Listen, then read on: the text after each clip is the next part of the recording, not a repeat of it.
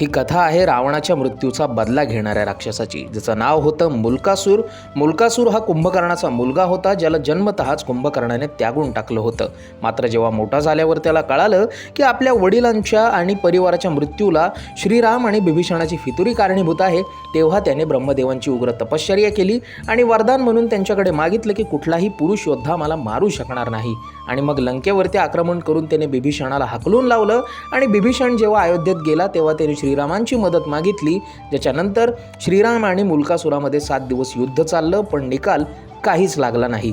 त्याच्यानंतर ब्रह्मदेव त्यांच्या मदतीला आले आणि त्यांनी श्रीरामांना मुलकासुराच्या वरदानाबद्दल सांगितलं, ज्याच्यानंतर अयोध्येहून सीतामातेला बोलावण्यात आलं आणि सीतामातेने कालिका रूप धारण केलं आणि त्याच्यानंतर मुलकासुराचा वध केला. तुम्हाला ही माहिती कशी वाटली आम्हाला आवर्जून सांगा व अशीच माहिती दररोज मिळवण्यासाठी सबस्क्राईब करायला विसरू नका आपल्या चॅनलला.